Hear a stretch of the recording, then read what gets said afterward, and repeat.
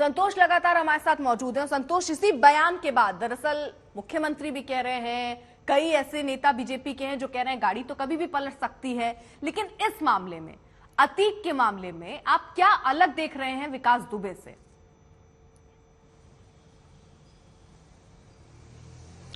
देखिए, अतीक अहमद और विकास दुबे का मामला बहुत अलग है। वजह कि अतीक अहमद एक ऐसा माफिया है जिसका अपना तंत्र है, अपने उसके सपोर्टर्स हैं। और यही हमने मुख्तार अंसारी के में भी देखा कि मुख्तार अंसारी को जब रोपर जेल से बांधा लाया गया तो तमाम गाड़ियां ऐसी थी, मीडिया और पुलिस के अलावा तमाम ऐसी गाड़ियां थी जिसको कि एक बाकायदा रिपोर्ट दी गई कि कुछ संदिग्ध गाड़ियां भी चल रही थी, जो कहा गया मुख्तार अंसारी के अपने सपोर्टर्स चल रहे थे। तो ठीक उसी तरीके से, उसी पैटर्न पर अतीक अहमद का भी काफिला है, अतीक अहमद के भी सपोर्टर्स है, जो उसका सिंडिकेट है बहुत बड़ा है। और शायद यही वजह है कि उस सिंडिकेट को तोड़ने के लिए, कि उस सिंडिकेट के लोग ना पहुंच पाए, इतना गोपनीय रखा गया कि प्रयागराज पुलिस जब पहुंचती है तब भनक लगती है कि अतीक अहमद को लाया जा रहा है, वरना कभी बताया ही नहीं कि हायर ऑफिशियल्स तक डिनायल मोड में रहे। तो अब अतीक अहमद को यहां लाया जा रहा है। लेकिन सबसे बड़ी बात कि जो विकास दुबे का मामला था, विकास दुबे के जो गाड़ी पलटने का जो इंसिडेंट है, जो कागजों में जो बताया गया कि गाड़ी वहां से निकली, गाड़ी स्किड की, गाड़ी पलट गई, तो विकास दुबे उसका फायदा उठा करके भागने की कोशिश करता, पुलिस का एनकाउंटर होता, मारा जाता है। ये एक बहुत पुलिस की जो थ्योरी थी विकास दुबे एनकाउंटर ने वो किया कि गाड़ी स्किड कर गई। लेकिन अतीक अहमद के मामले में वज्र वाहन है, वहां पर गाड़ी टीयूबी थी। देखिए, उसके बाद जब विकास दुबे का मामला आया तो टीयूबी को लेकर के तमाम मीम्स बने और सोशल मीडिया पर सवाल उठने लगे, क्योंकि यूपीएससी पकड़ करके ला रही थी, तो वो कोर्ट में नहीं लाना था, उसकी अरेस्टिंग हुई थी। दोनों में एक बहुत बड़ा अंतर यह है कि अतीक अहमद को कोर्ट ने तलब किया है और मामला यहां पर कोर्ट का है। कोर्ट ने आदेश देकर के, वारंट आदेश देकर के अतीक अहमद को तलब किया है। और अतीक अहमद ने पहले ही कह दिया था, उसके परिवार की तरफ से बाकायदा सुप्रीम कोर्ट में इसी बात की अपील की गई है कि उसको यूपी न भेजा जाए, उसका एनकाउंटर किया जा सकता है, अशरफ का एनकाउंटर किया जा सकता है, उसकी हत्या की जा सकती है जेल में। इसीलिए वो उत्तर प्रदेश आना ही नहीं चाहता, न पेशी पर न जेल में। तो लेकिन अगर ऐसे में कुछ हो जाता है तो जाहिर सी बात है मामला कोर्ट का होगा, और कोर्ट से पंगा लेने का मुझे नहीं लगता कोई इतना बड़ा रिस्क लेगा। लेकिन विकास दुबे ये बहुत बड़ा रिस्क हो जाता है और इसीलिए कहा जा रहा है कि ऐसा कोई रिस्क लेना भी नहीं चाहेगी पुलिस, और इसीलिए पूरे इंतजाम किए गए हैं। रूट गोपनीय रखा गया, कोई टीम पहुंचने वाली थी साबरमती जेल लेकर अतीक को प्रयागराज जाना था, ये सब बातें गोपनीय रखी गई। कौन सी जेल में अभी रखा जाना है, वो सारी बातें इसीलिए गोपनीय रखी गई। मीडिया को भी हटाया गया जो रूट कवर कर रहे थे। फिलहाल ये जो तैयारी है यूपी पुलिस की, वो हम आपको दिखा रहे हैं। हमने आपको दिखाया उत्तर प्रदेश के मुख्यमंत्री योगी आदित्यनाथ का बयान।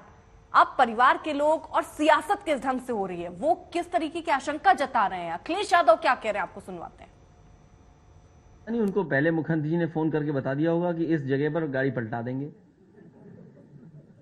और मैंने उस समय भी कहा था कि जिस समय आप गूगल से और अमेरिका से मदद ले लोगे, आपको पता लग जाएगा कि किस समय गाड़ी पलटी है और किसने पलटाई है। ये सब डॉक्यूमेंटेड है, सैटेलाइट पर सब होगा, ये रिकॉर्ड जाने वाला नहीं है। ये गलती मत करना आप। ये 3 साल बाद, 4 साल बाद भी अगर अमेरिका से निवेदन करोगे, अपील करोगे, और वो निकाल के रिकॉर्ड देगा कि हर सेकंड का अगर आप मैप करोगे तो आपको पता लग जाएगा गाड़ी कैसे पलटी है। यानी संतोष, सारा एकदम उनका क्लियर है। वो कह रहे हैं 3 से 4 साल बाद भी अगर अमेरिका से आप रिक्वेस्ट करेंगे तो सब चीजें पता चल जाएंगी। यानी अगर गवर्नमेंट उनकी जाती है, योगी आदित्यनाथ की, अखिलेश आते हैं, तो फाइल खुलेगी।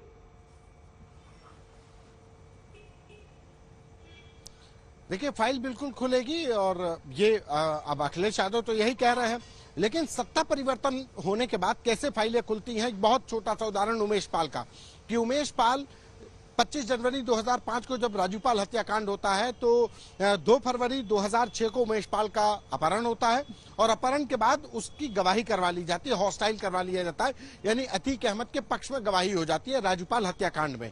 उस समय पर समाजवादी पार्टी की सरकार थी। 2007 में सत्ता परिवर्तन होता है, और सत्ता परिवर्तन होने के बाद बीएसपी जब रिजीम में आती है, और चूंकि राजूपाल बीएसपी के विधायक थे, तो उसी के बाद उमेश पाल अपनी किडनैपिंग का, जिसमें कि उनको कहा गया कि उन्होंने राजूपाल के इसमें मुख्य गवाह थे और पलट गए थे, तो हॉस्टाइल हो गए थे, तो उसमें वो किडनैपिंग का मुकदमा लिखवाते हैं।